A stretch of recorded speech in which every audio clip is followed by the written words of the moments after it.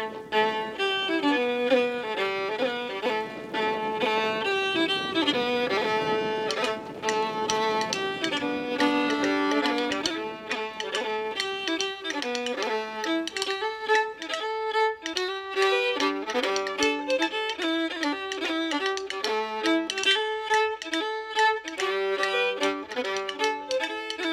Tom Wolfe. I'm the president of the Northumberland County Historical Society, and I'm pleased to speak a bit about the history of Heathsville and the courthouse and other buildings in Heathsville, as including the old jail. I think it's important that before one gets to Heathsville to put Heathsville and its place in Northumberland County in some kind of perspective, both chronological and geographic. The earliest documented settlement by English settlers in what is now known as the Lower Northern Neck was really in the early 1640s. Some claim late or middle 1630s, but I'm speaking here about documented settlement. And most of that appears to have taken place in the area to the northwest of Heathsville, just a few miles, which is generally known as Cherry Point Neck. In that area, it would be west, sort of northwest of the Cone River, and to the east of what is now known as the Yacomico River. So it's that segment, it's just a few miles actually from Heathsville. That's not where all the earliest settlement was, but that's where most of the earliest settlement was. And John Mottram, who's sort of known, some call him the first settler here, which I think is, we don't know for sure, but I think is incorrect, but he was certainly the first leader here. And he settled on the east side of the Cone River. But there were others who were settling on both sides of the Cone River there in the 1640s. One might expect that they would have built a courthouse a few days after the first settlement happened, but as a practical matter, as far as we can tell, and this is just not just true for Northumberland County, it's true I think for probably every county in Virginia, the earliest court sessions were held in the homes of the justices, usually the sort of chief justice of the court, but not necessarily. And in the old records, it sometimes says it's being held in the home of John Mottram or whatever.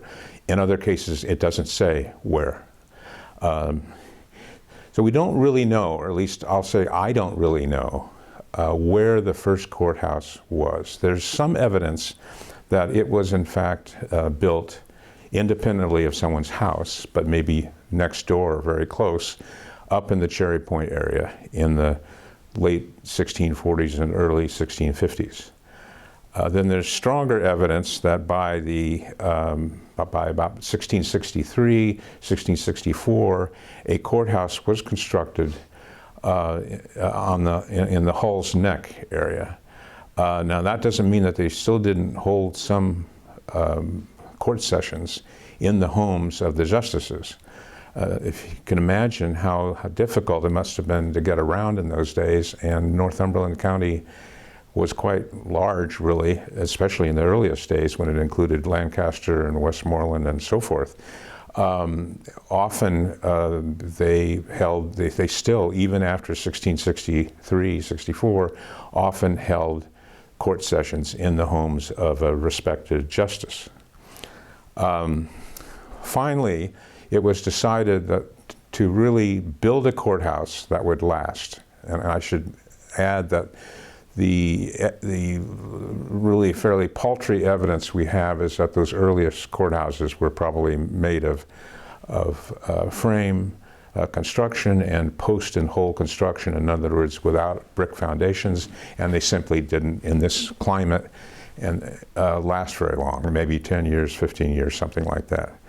So in 1679, a group of justices got together and said, let's create a real courthouse place in what is now known as Heathsville. The name Heathsville came a lot later, and I'll get to that later. In 1681, by 1681, the courthouse was completed. And due to a minor miracle in our court records, we have the precise specifications that the justices laid out for what the courthouse and the prison should be, how it should be constructed, what its size should be, and so forth. And my hope would be someday someone will fund the reconstruction of this original courthouse here in Heathsville. That courthouse was also made of wood, and clearly it did not have brick foundations. So it did not last very long, and by 1706, and even a few years earlier, they were complaining about the condition of the 1681 courthouse and saying that they needed a new one. In 1706, they completed construction of a new brick courthouse, presumably on brick foundations, because this courthouse lasted for 150 years almost. And so that was a big event. And as far as location is concerned, I should go back to the original wooden one. We don't know exactly where it was, but generally speaking, that original courthouse of 1681 and the second one of 1706 were located roughly where the existing old courthouse, the one from 1851, stands today. It may have been exactly the same space or slightly off of it, but essentially the same place. Over time, well, I should just add that as early as 1681, there's evidence from the court records that at least one tavern was erected, and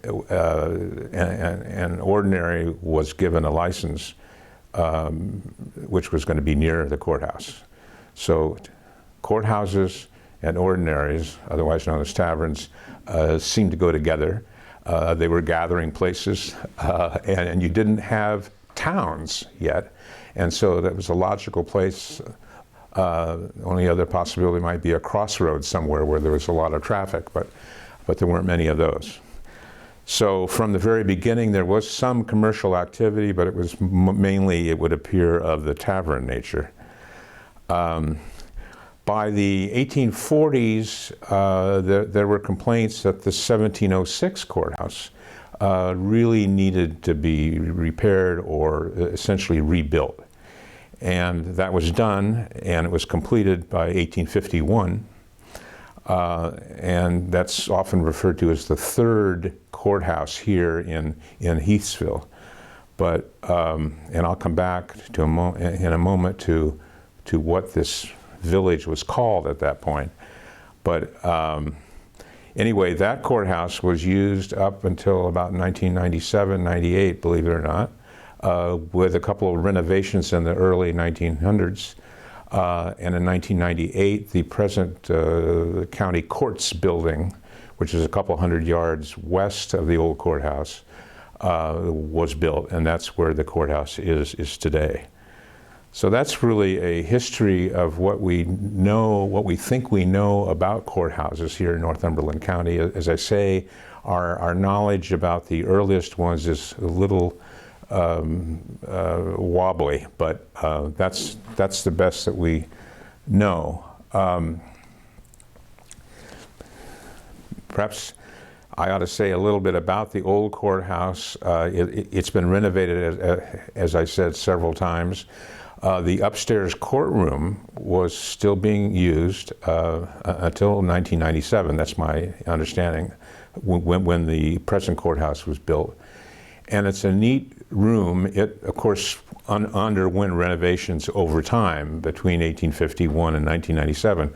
But on the west wall of that courthouse room are some neat marble tablets, which were mainly erected in the period between 1900 and 1910, which were meant to simply give those sitting there a sense of how old the county was already by then. That was well over a century ago. I've always found one of the tablets to be very interesting. It lists the names of the first clerks of court. And it turns out that they didn't know the name of the first one, or maybe the first two, simply because whoever was in charge of putting that tablet together had not had the time to really research the court records that carefully. And so today we know who the first clerks of court were, whereas then clearly they didn't, because they were trying to tell you who they all were up to a certain point in time. And also those who had been delegates to the Virginia Constitutional Conventions and other important things. So that's a very neat room, and one hopes that it will be preserved forever as a historical landmark here in Heathsville. Perhaps now I ought to turn to a few words about Courthouse Square. There's the old courthouse that I've been talking about. In front of the old courthouse, to the east of the old courthouse, is a Confederate monument that was erected in 1873 and has the names of, I think it's 156 men who lost their lives either during the Civil War or as a result of injuries contracted during the war. It's believed that there were probably more than 156 from Northumberland who lost their lives in that war. One of our members has written a series of very interesting articles about the Confederate monument and the people whose names are on it.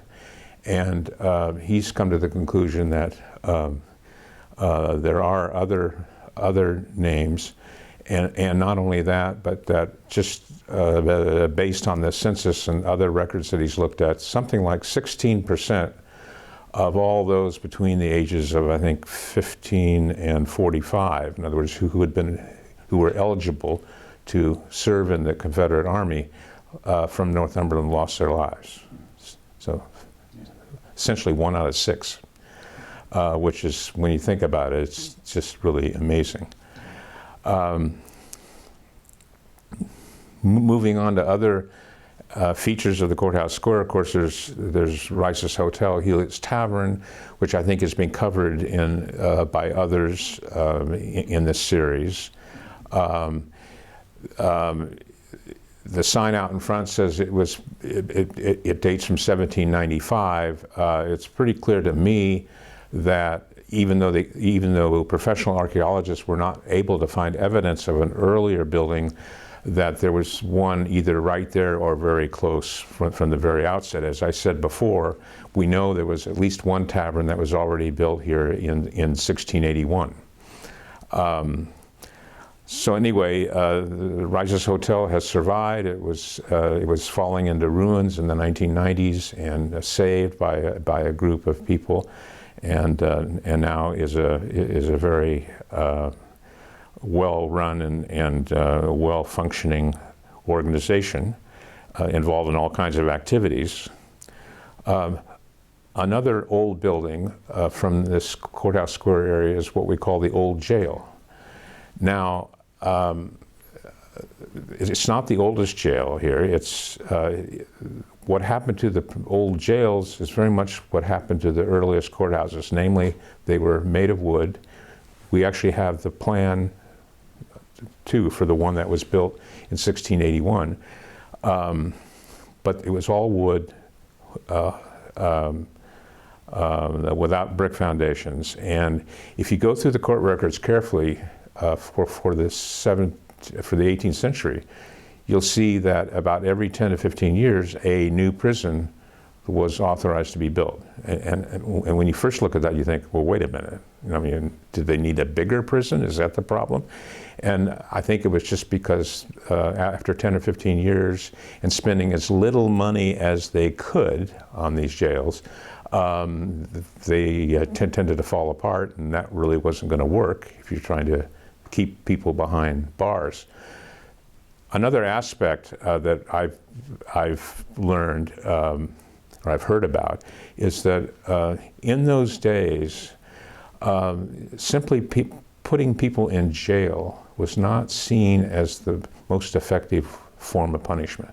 More effective was to use the whip to actually cause them physical harm, injury, or to have them sit or stand in a pillory or sit in a, whatchamacallit, the word eludes me right this second, and stocks, thank you, to sit in stocks and to become the source of ridicule, especially on court day, when the people walk by and say, "What did you do that was wrong?" And it was thought, and we'll never know how effective it was, but it must have been fairly effective.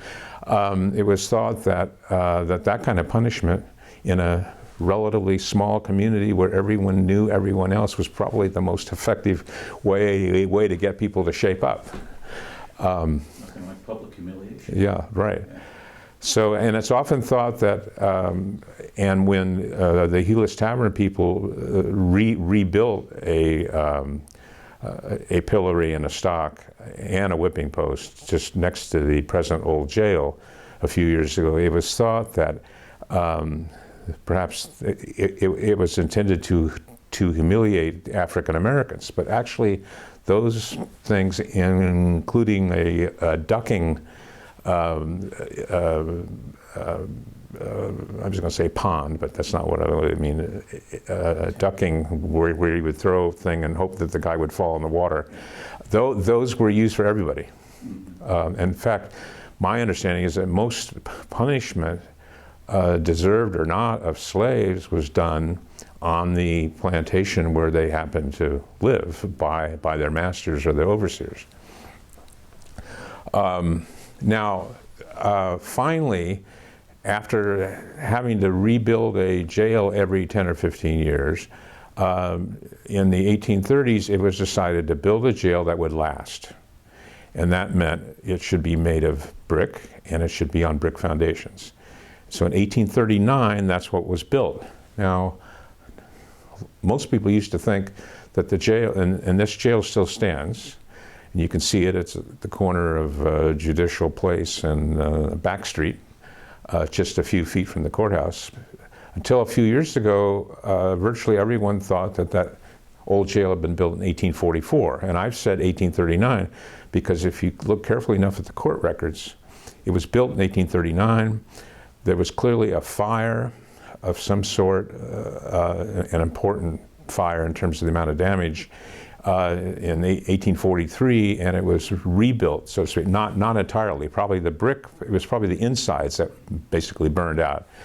But the stone that the brick that they stuck in above the front door said 1844 at that time. So that's why people thought that was the year it was originally built. And the whole story could be told about the history of the old jail, which I won't attempt to do at this point in time, except to say that especially in response to the progressive movement around the turn of the 20th century, and complaints coming from those that were involved with that in Richmond, it was decided that it was really better to construct a different kind of jail inside, keep the exterior, but to remodel it. And perhaps it's worth just saying a word about the layout of the old jail. It had a center hall and a winder stairs at the end, and 2 floors, and 2 large rooms on each floor. And each room was used for a different kind of prisoner. One kind of prisoner would be someone who was at least accused of felonious assault or otherwise thought to be very dangerous. And that person typically would not only be kept in a separate room, but would be kept inside a cage in that room. A cage may be 4 times the size of the person, but they just wanted to be sure that person didn't get out pending trial. And then if the person was found guilty, they would typically be sent down to the penitentiary down in Richmond. A second room would be for those who had committed sort of misdemeanors or maybe were put in jail to sort of dry out over the weekend. were not seen as great threats. A third room was used for those who were deemed by the local experts, and I say that with a smile, to be insane. And you can imagine the kind of criteria that were being used. I'm sure a lot of people are trying to do their best in making that judgment, but even today, it's a difficult one, a very difficult one to make. These were people who had been committed to go to the Eastern State Hospital down in Williamsburg, but who, because the transportation was not something that you went to Williamsburg or Richmond daily, had to wait here for a certain amount of time. I think the idea was to protect them from others on the one hand, but also to maybe to protect others from them. And then a fourth room in this jail, in its original layout, was used for debtors. This is before bankruptcy really became the major way that you dealt with people who owed debts and were behind here in Virginia. And so you'd be sent to debtor's prison. And the first thought might be, well, if you're sent to debtor's prison, how are you ever going to pay off your debts? Well, these people were kept in a separate room, I think mainly to protect them from at least two of the three other types of prisoners. But they were allowed to go out during the day from, let's say, 9 to 5. In fact, they were encouraged to go out because the whole idea was to let them go out, walk over to the Hewlett's Tavern or another tavern or someplace and meet with their friends and their creditors and work out deals. The whole idea was to help them solve the problem. So you had these four very different kinds of prisoners in this old jail. And you can imagine the kinds of discussions that were going on through the walls and so forth. But anyway, that was one of the things that had come under some criticism by those in the late 19th century, early 20th century. And also from a standpoint of just sort of having a more modern facility, it was decided to hire the Pauley Jail Building Company from St. Louis to come and redo the inside of the jail. So the jail that the interior of the jail that one sees today was actually built in 1918. They pulled out all the rooms and the winder stair and everything that I discussed earlier, and they installed this jail inside. And each it had essentially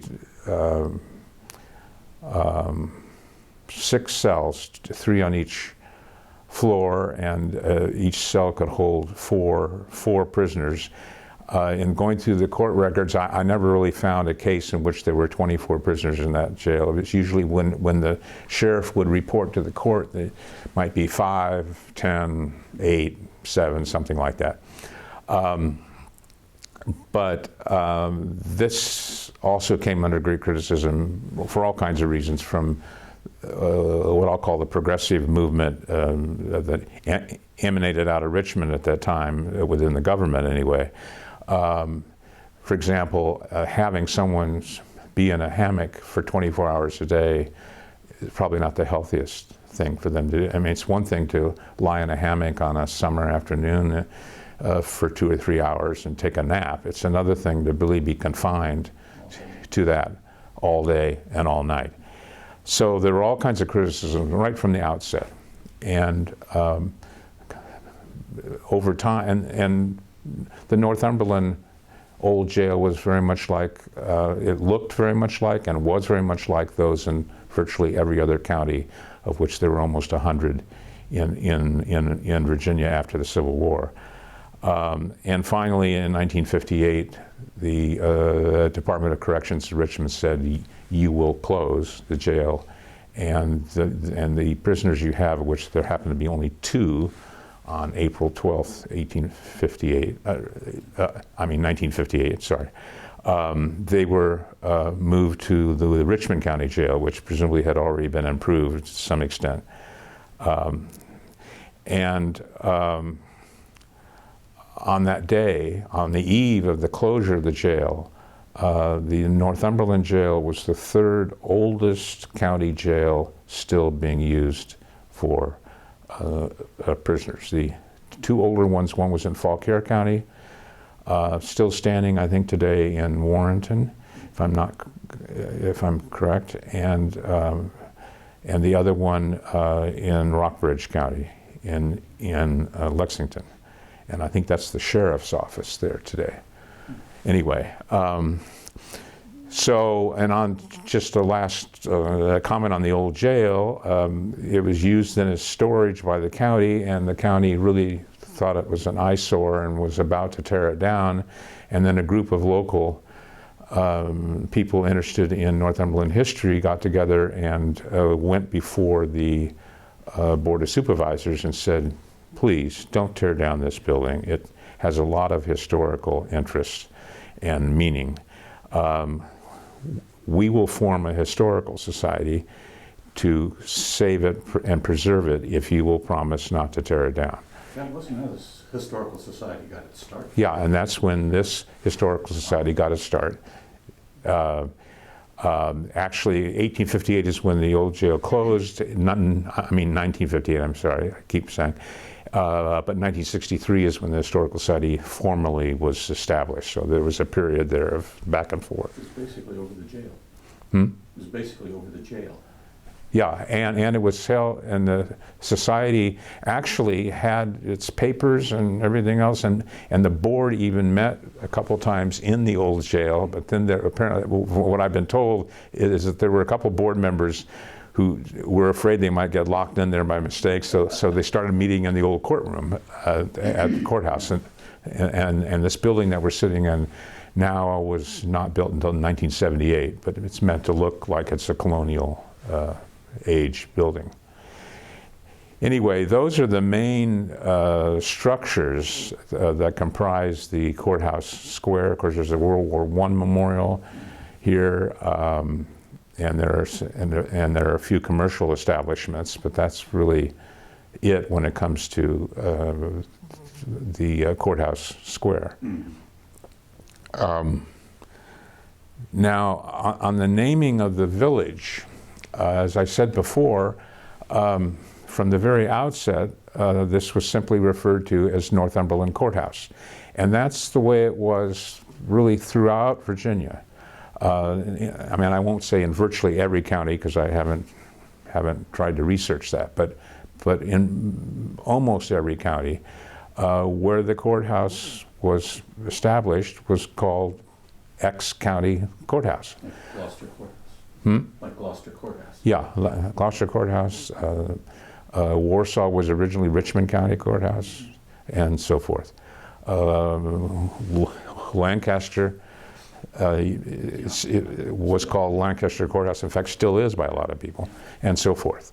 So that was from 1681 on. In 1797, a group of local leaders, including John Heath, who had been Commonwealth's attorney here for a number of years and was a very prominent man who built Springfield, built an earlier version of what we know today as Springfield. And several others said, look, we need more of a town here. And one reason they thought they needed more of a town was that in 1788, it was decided by the General Assembly to create district courts so as to relieve the pressure on the main court in the general court in Richmond, and they would send out members of that court out to the different counties twice a year, usually in April and September or October. And for the lower northern neck, of all places, Northumberland Courthouse was picked to be the site of the district court. Now, one could ask, but wait a minute. Today, the population of Northumberland is certainly less than Westmoreland County. It's probably roughly the same. Well, it's probably a little more than Richmond County, Lancaster. But from the standpoint of its location, we're so close to the bay. Why wouldn't it have been more centrally located? And that was explored in an article in our journal a few years ago, and the conclusion that was come to by the author was that at that time, the population of Northumberland County was much larger than the population of the other 3 counties here in the lower northern neck. And it was fairly centrally located, not as much as you might think. And one would like to think it had something to do with sort of the local or the regional prominence of the local leaders, but one can't really find direct evidence of that. Anyway, so the district court for the lower northern neck, the 4 counties that comprise the lower northern neck, was established here. And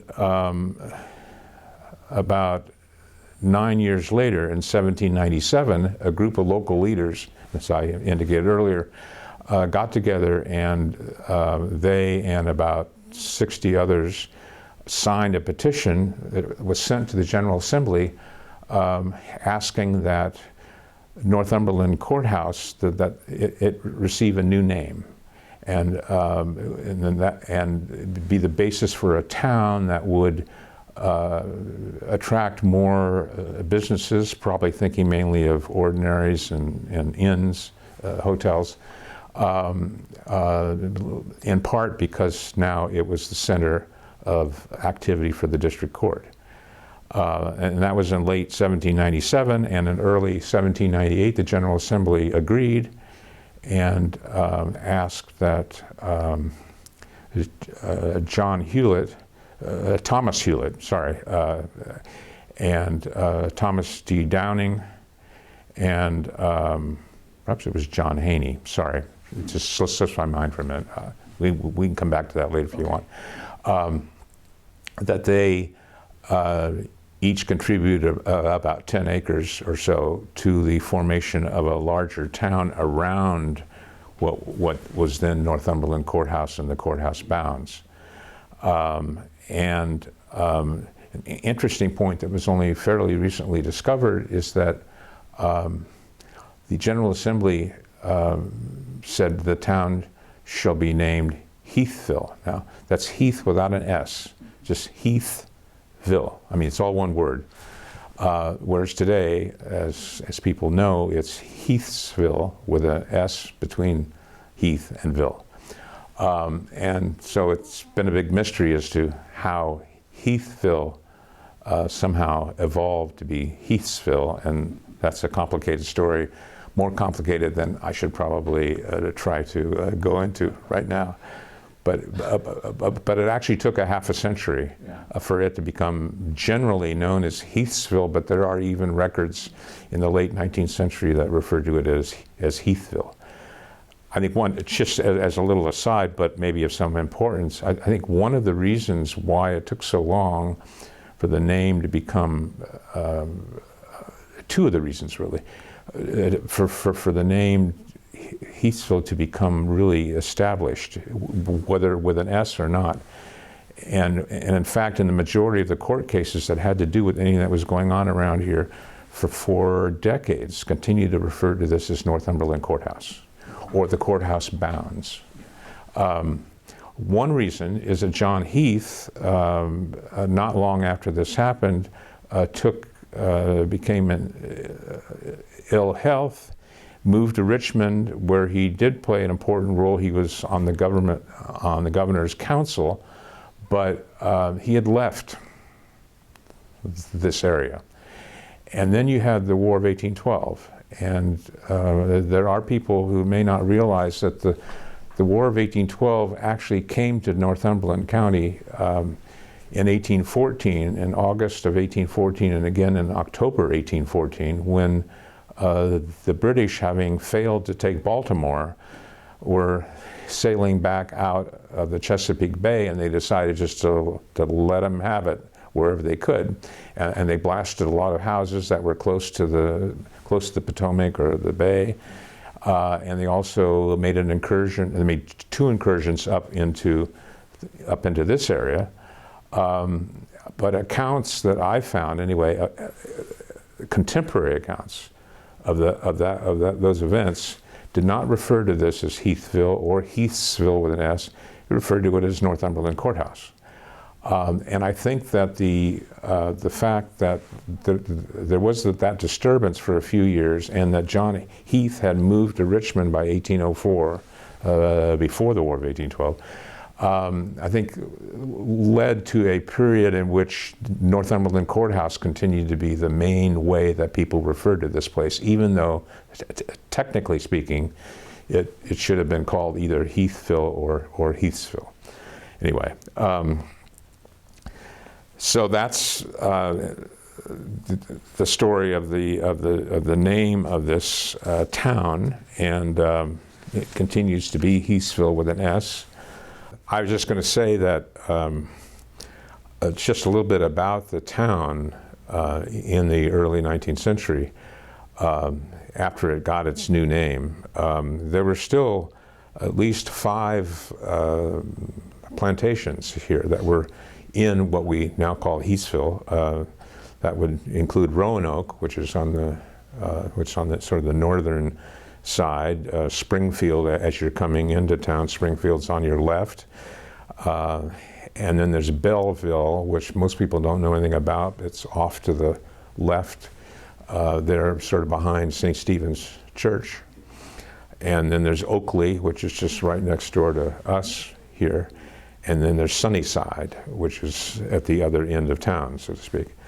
But we do have some surveys, and so we know what was here. There's a very nice 1848 survey. We have the original of it downstairs, which shows the town and the courthouse, and it doesn't call it Hewlett's Tavern, but it's clearly is Hewlett's Tavern, and there's another tavern. Usually, as far as I can tell, there were usually 2 or 3 taverns here after a while. In other words, it wasn't only Hewlett's Tavern. There was something called, in 1848, on that plat, there's something called Bailey's Tavern, which was actually up around here, over here. And then there was a place called Nelms Hotel, which was across the street where the Sona Bank is now. So I think there were probably always 2 or 3 taverns actually here in town.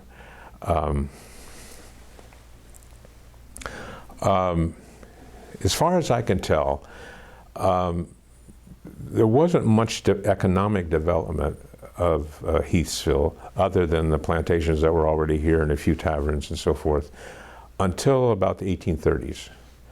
And in fact, that's when a lot of these sources for the name began to shift from Northumberland Courthouse to Heathsville. An important year seems to be sort of 1836, 1838, and in that period. And I think that may have been because, for reasons that I don't fully understand, in the couple decades after the War of 1812 incursion, economic development began to pick up here. And it wasn't just these plantations and a few taverns, but it was more than that. And an article that I did a few years ago using the wonderful account book that was found by one of our members at what was once the Cone River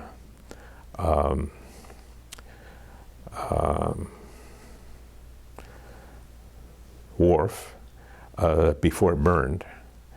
And this wonderful account book from the 1870s. And trying to figure out how it worked and everything was a real challenge. But just using that and the census of the time in the 1870s, in Heathsville there were 2 coachmakers, a granary storehouse, 1 or 2 taverns, 6 storehouses, which were really stores, 2 hotels, 1 saddler, 1 restaurant, 1 blacksmith shop, 3 shoemakers, 3 carpenters, 2 brick masons, 1 wheelwright, 2 millers, 1 lumber dealer, and 1 tailor. So there was a lot going on here. I mean, it was very local what it was doing, but And that was around what time frame? well, that was in the 1870s. That was in the, but you know, just a few years after the Civil War. So it wasn't as if everything, well, there was very little action here. There was a home guard, and that's a whole nother story, but there really wasn't, I mean, by Civil War standards, there was very little military activity here. The one thing that just came to mind about that economic development that seems to have occurred in the 1820s and 1830s is that kind of roughly corresponds with the beginning of steamboat activity between Baltimore and here. And I have a feeling that was a big factor. And in fact, the economic ties, I think, and I mean, I've never done anything on this, and I don't know anyone who has, but if one could quantify this, I think the economic ties for the next century between Northumberland and the lower Northern Neck and Baltimore were much greater than they were between the Northern Neck and Richmond. Yeah. I mean, you had the governmental ties, you had the assembly and everything, but everything was moving to Baltimore. We have these 5 plantations around here. Yeah. Do we have any figures on, say, what the slave population was in this area?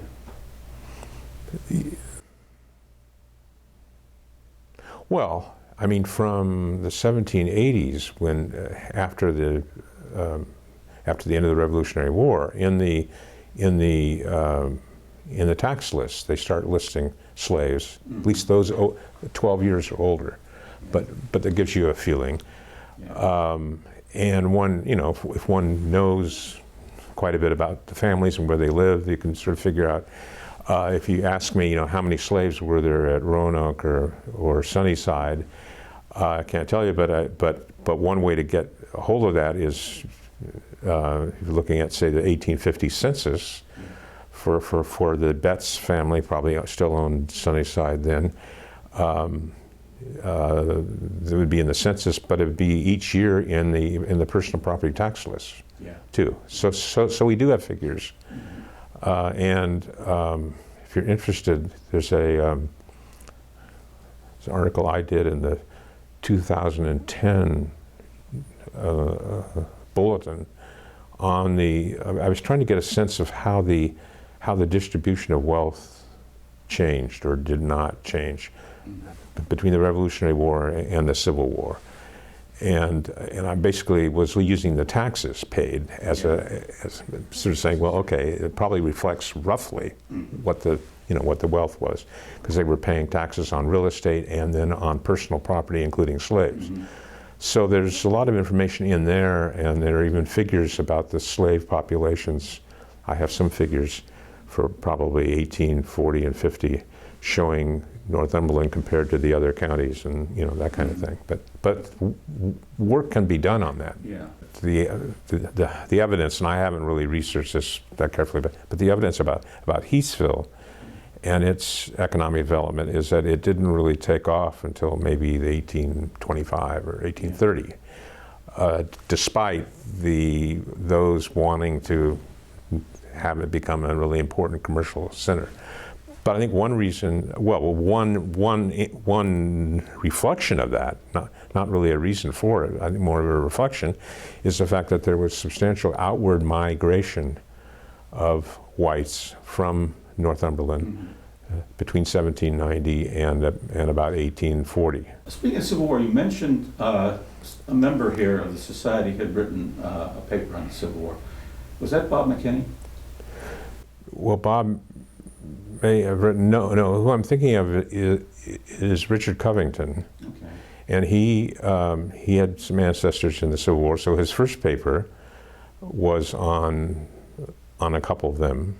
Yeah. And then he got interested in trying to find out who all those 156 people on the Confederate monument were. Mm-hmm. And so he did a 3-part series, just taking them alphabetically, in our journal, and then his 5th article was kind of an examination, trying to sort of take all those people and kind of say something about, for example, how many of those came from slave-owning families. Mm-hmm. And not surprising to me, it was only a minority of these people who actually had come from families that owned slaves. Mm-hmm.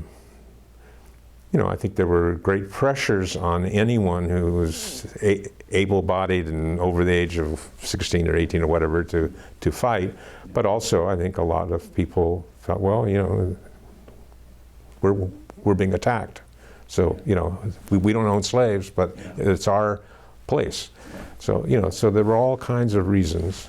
And then the next article he did was to talk about the Home Guard, and he has an article coming out in this next issue, which goes into more detail about the Home Guard, which very little has really been written. Yeah. What was going on in this place during the Civil War? You know? Well, actually, once Richard Covington has finished the second article on Home Guard, I think if you take all his articles together, you have a pretty good sense of what was going on here. I mean, he'd be the first to say that, you know, there are probably things he's missed, but anyway. But I was going to say, so if you look at this period,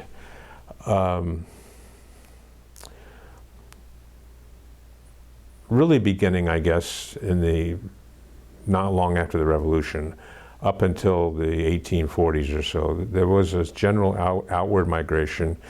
In 1806, slaves were, in 1782, you were allowed to free your slaves.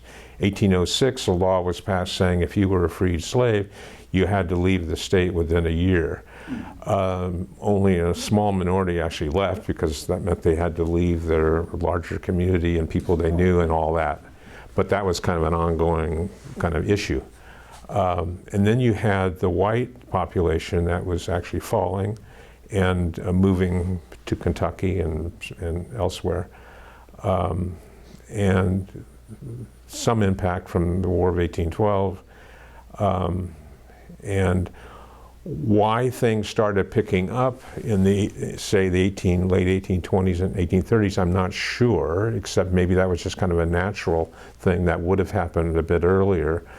But I haven't really tried to research that, and it's not really entirely clear to me, though, why, except maybe the steamboat impact, which did not exist before, and made this a more connected location than it had been. Well, I'd always heard it was easier at that point in time to go to Baltimore than it was Richmond. Yeah. Right, yeah. No, I had a family that, one of my ancestral families, Downings, left here around 1808 and went out to Kentucky. We're there in the Lexington, Harrodsburg area. And then some went out to the, what is now called Hickman. Used to be Mills Point out there on the Mississippi, just across the way from that little tip of Missouri there. But then my ancestors went up into Indiana and they left the slaves behind, obviously. But there was a lot of movement there, and it's very hard to sort of come down and say, well, you know, it's A, B, and C, and that's the whole story. It's just every family had their own reasons for doing what they did.